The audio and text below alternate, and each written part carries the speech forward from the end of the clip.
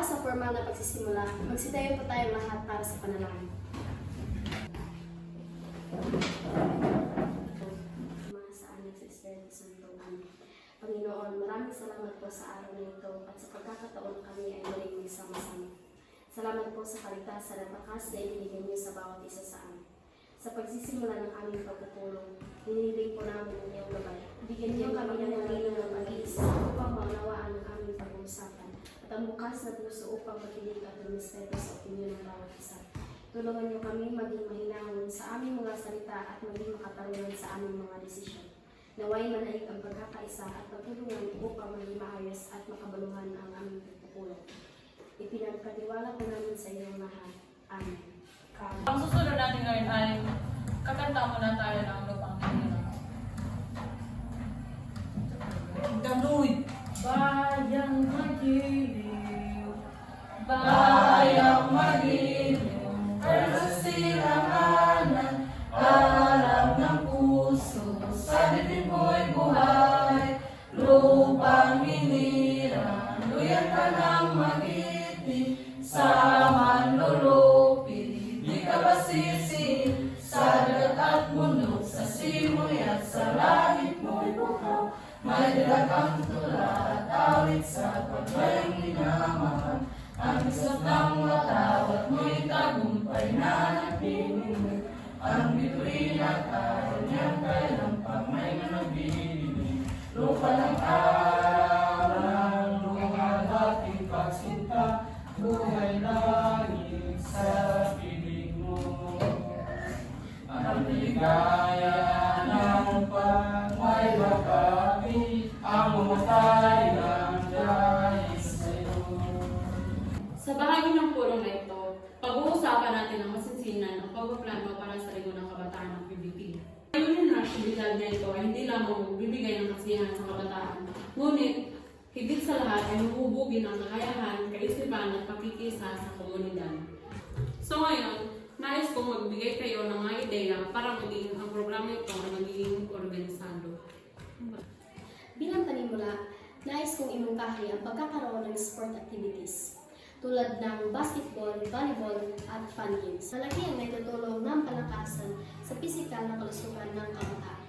At nagiging daan din ito upang mapalakas ang kanilang teamwork, disiplina, at sportsmanship. Maaari rin natin hatiin ang mga kalahok ayon sa edad upang maging patas ang laban. Dagdag naman po dito, mahalaga rin magkaroon tayo ng pang-edukasyon at pang-kaunlarang aktibidad. Maaari tayong magkaroon ng mga seminar o workshop na tumatalakay sa leadership, self-discipline at responsableng paggamit ng social media. So sa ganitong paraan, hindi lang ang pisikal na aspeto ang napauunlad, ngunit pati na din ang kaisipan at pagpapahalaga sa kabataan.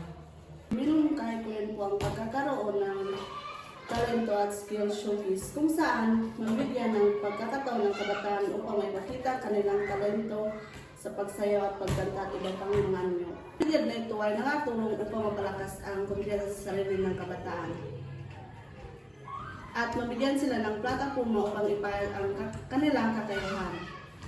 Tapi naman po ng pundo, inungkahi po na maghanda tayo ng isang simpleng budget plan para sa mga aktibidad.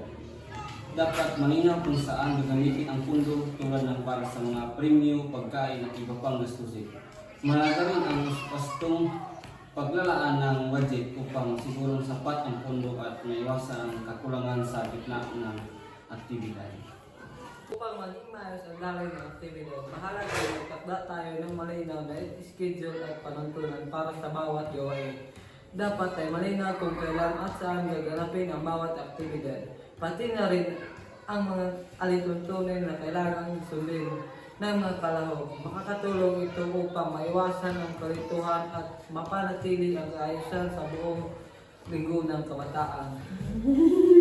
Para naman sa aspekto ng paghahanda, maaari natin pausapan ang logistics at manpower.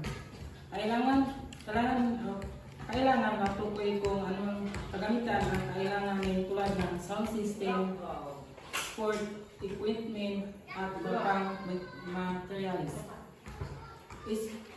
Mainam din na magtalaga ng mga key member bilang team leader sa bawat aktibidad upang matiyak na may ng mga kasiwa sa tuto at sa bawat gawain. Maraming salamat sa inyong mga makabuluhang mungkahi. Batay sa ating mga napag-usapan, malinaw na ang linggo ng kabataan ng activity ay bubuuin ng iba't ibang uri ng aktibidad tulad ng pagpalakasan, pang-edukasyon at talent-based programs. Ang mga nakapagsunduang plano sa pulong na ito ay magiging gabay sa atin sa pagsasagawa ng linggo ng kabataan activity.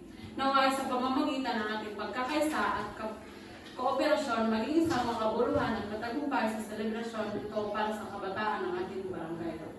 Salamat sa inyong pagdalo. Muli tayo magkikita sa susunod na pagbubulong. Yun lamang at maraming salamat.